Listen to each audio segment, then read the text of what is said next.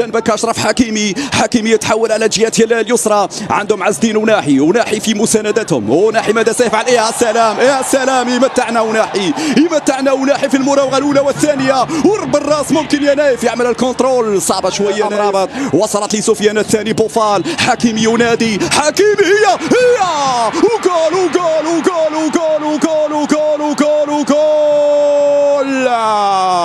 حبة المشماش زياش نايف أكرد في رأيي الشخصي أفضل مدافع من بداية البطولة في المنتخب المغربي. طلع كرة وانطلاقة والهربة لأشرف حكيمي يلعبها، كان يبحث عن أمين، كان ينتظر التنفيذ.